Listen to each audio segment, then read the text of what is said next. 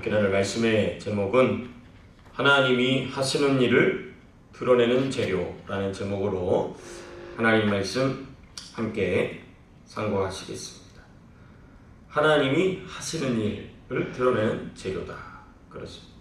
오늘 특별히 사용된 재료가 뭐냐? 죽음입니다. 죽음.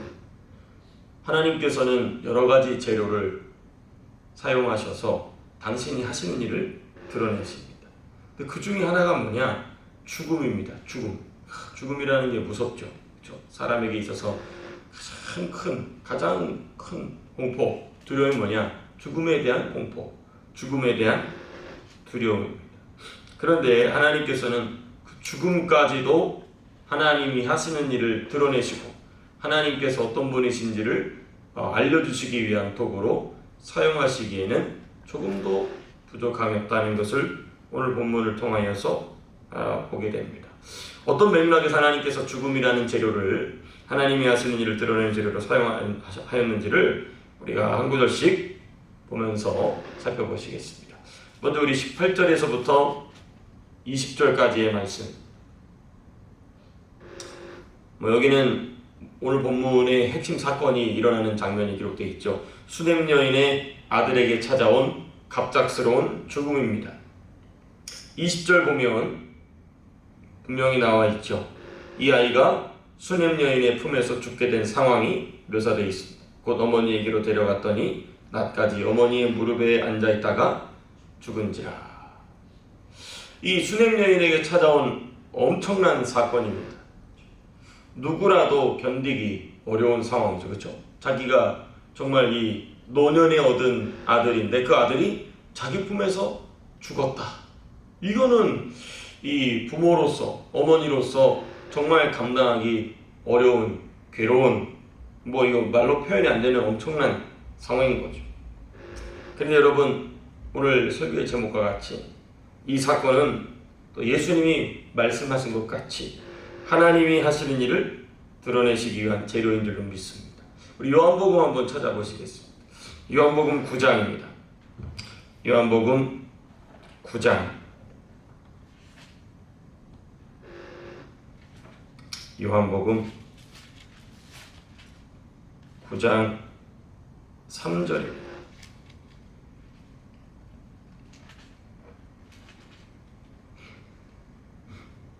우리 3절 같이 읽겠습니다. 시작. 예수께서 대답하시되 이 사람이나 그의 부모의 죄로 인한 것이 아니라 그에게서 하나님이 하시는 일을 나타내고자 하심이라. 그래서 여기 말씀이 나와 있죠. 그에게서 하나님이 하시는 일을 나타내고자 하심이라.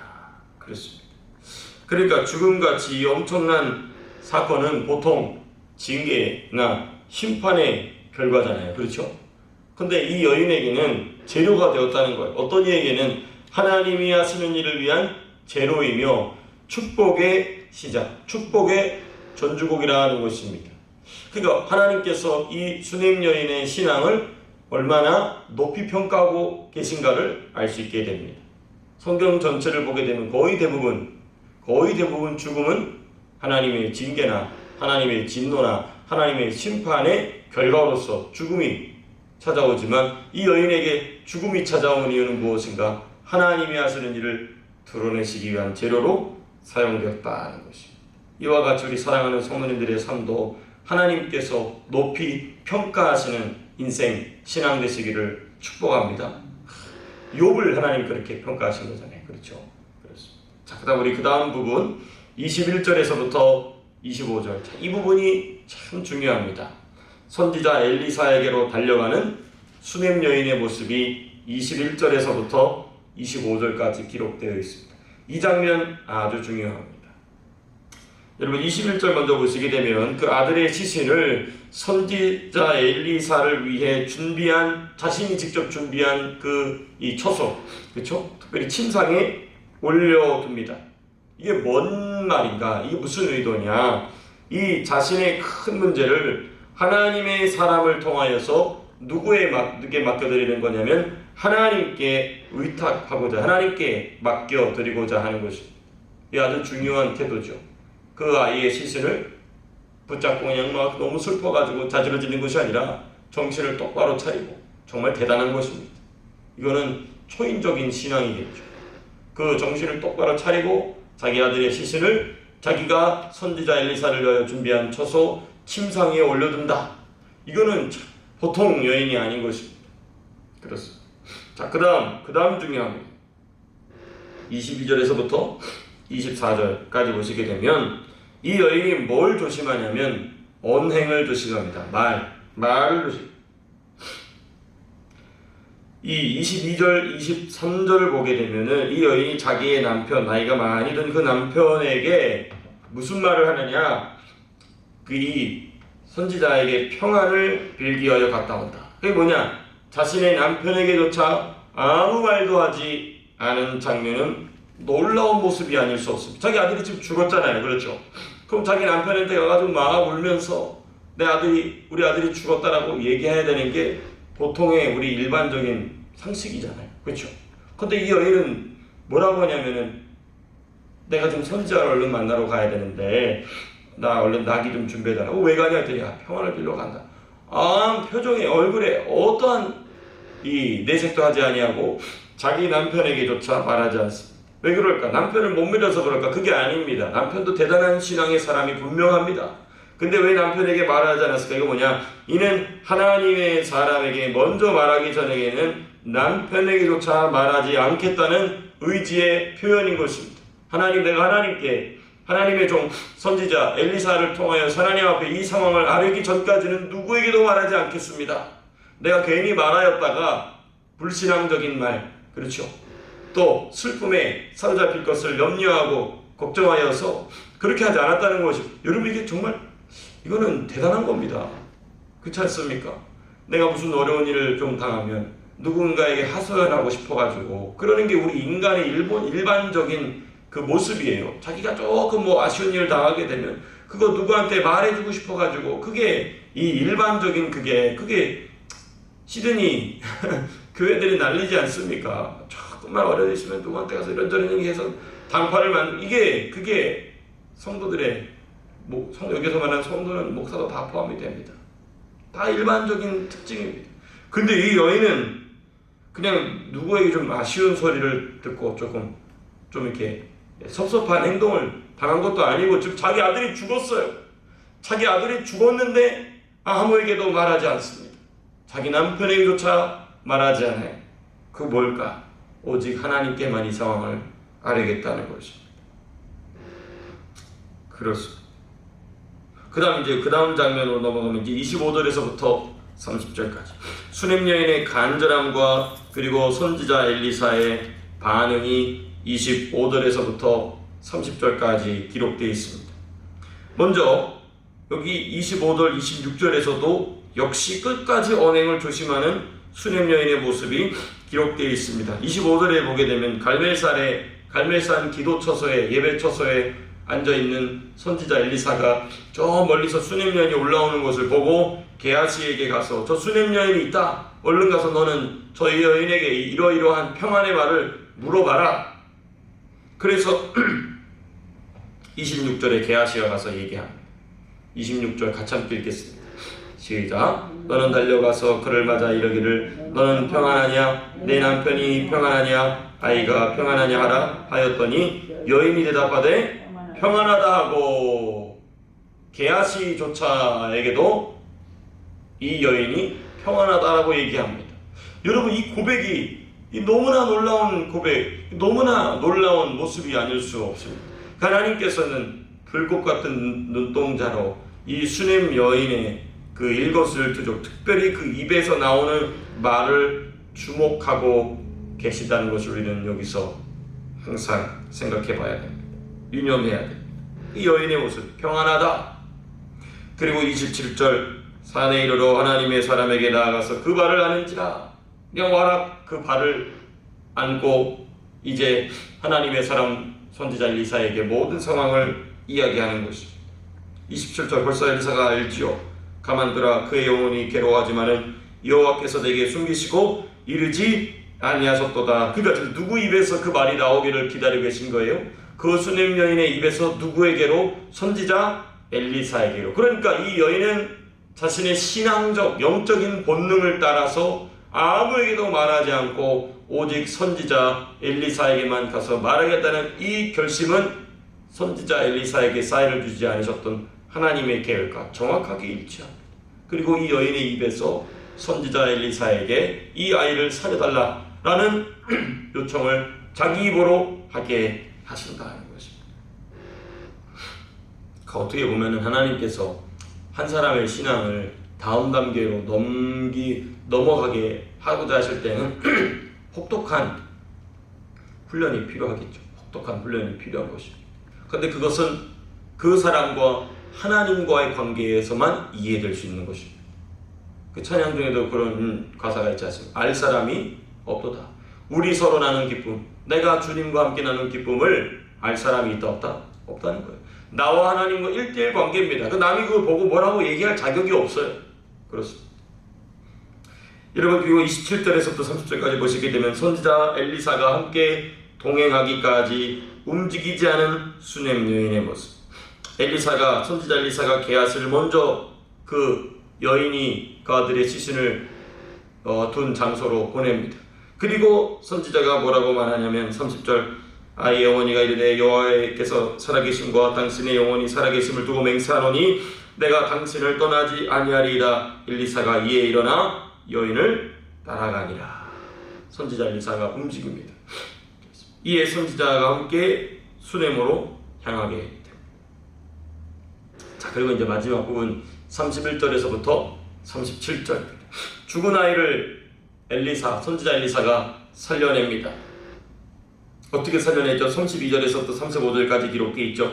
자신의 스승 엘리야와 같이, 자기의 영적인 아버지 엘리야와 같이 아이를 살려냅니다.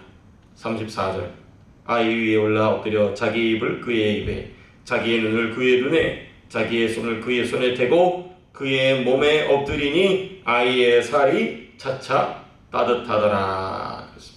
물론 당연히 하나님이 하신 일이죠. 그렇죠. 당연히 하나님이 살려낸 것이죠. 그런데 아무나 이렇게 한다고 죽은 자가 살아납니까? 아니죠. 선지자 엘리야가 그렇게 했었기 때문에, 선지자 엘리사가 그렇게 했었기 때문에 하나님은 엘리야나 엘리사를 통로로 사용하셨다는 것입니다. 여기 참 의미가 깊은데 짤막하게만 언급한다면, 눈 위에 눈을 붙인다는 것은 무엇인가? 입 위에 그 입을 붙인다는 것은 무엇인가? 언어가 하나로 통일되는 것입니다.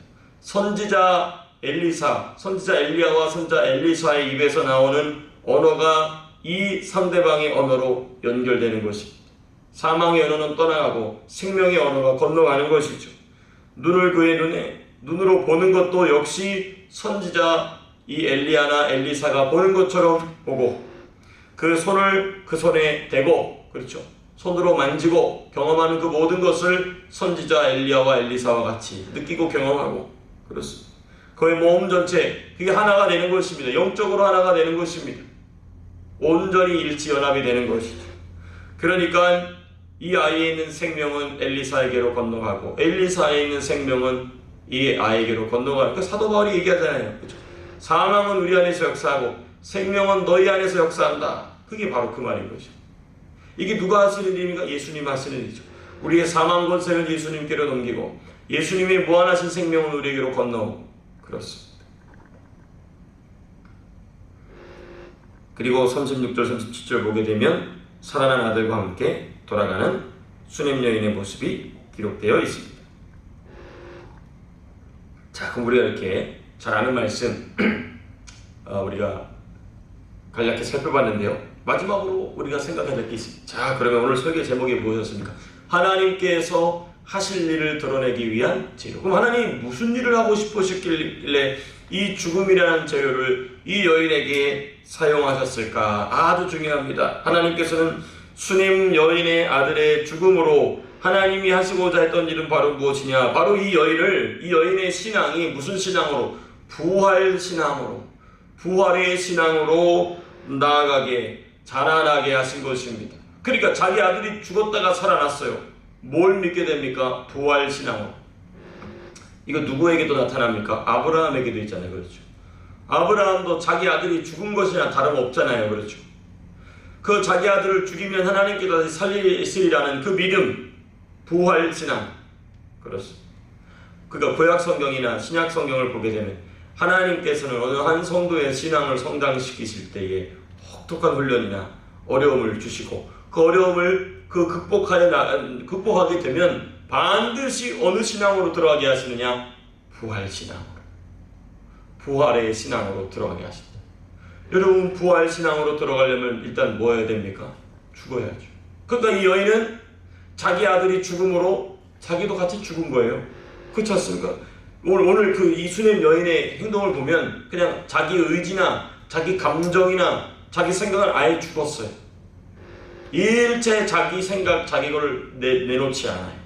이 죽음으로 돌아가는 것입니다. 하나님께서 사용하시는, 하나님이 하신 일을 드러내기 위한 재료, 죽음이 아주 효과적으로 이 여인과 그리고 이 아이를 생각해 보십시오. 내가 죽었다가 살아났다는 것이 이 아이에게 있어서는 그 악한 문화로 가득하였던 북이스라엘 가운데 너무나 귀한 부활신앙의 신앙자로, 성도로 만들어 놓지 않았었겠느냐는 것이죠. 그렇지 않습니까? 자신의 아들의 죽음 앞에 포기하지 아니하고 선지자에게로 나아간 것은 이 여인의 신앙이 부활의 신앙으로 자라나는 첫 장면인 것입니다. 그러니까 자기 아들의 시신을 그 선지자가 머물기 위해서 만들어놓던, 자기가 만들어놓은 그 침상에 올려놓는 그 장면부터가 이미 이 여인의 신앙은 부활 신앙으로 들어가는 문이 열려가지고 거기로 들어가고 있는 것입니다. 그렇습니다.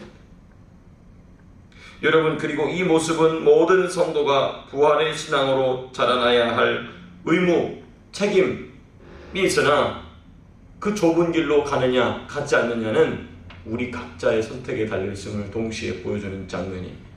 그렇습니다. 그러니까 제일 좋은 건 뭐냐? 우리가 지혜롭게 생각하는 것이 누가 죽어나가기 전에 부활 신앙으로 들어갑시다. 이게 참 지혜로운 것이겠죠. 그렇죠? 누구 하나가 죽어나가는 것 같은 고통을 당하는 것보다 차라리 내가 먼저 빨리, 그래서 나는 죽었습니다. 그렇습니다. 이게 가장 지혜로운 거 아니겠습니까? 그렇죠? 그렇습니다. 오늘 한날에, 그래서 제가 우리 아이들도 뭐 이렇게 혹독하게도 아니죠. 우리 아이들 가끔 제가 이렇게 책망도 하고 꾸지람도 하고 또 격려도 하고, 이 이유가 뭐냐? 어렸을 때, 한 살이라도 어렸을 때, 한 살이라도 젊었을 때 우리 아이들이 부활신앙으로 들어가기를 바라서 그러는 것이 그렇습니다. 우리 말씀을 맺도록 하겠습니다. 하나님이 하시는 일을 드러내는 재료, 하나님께서는 오늘도 어떤 재료를 활용하셔서, 어떠한 재료라도 사용하셔서 우리의 신앙을 부활의 신앙으로 자라나게 하실 줄로 믿습니다. 그러한 하나님의 인도하심에 아멘으로 순종하는 저와 여러분들의 귀한 한 날 되시기를 주님의 이름으로 축복합니다. 자, 기도하고 마치겠습니다.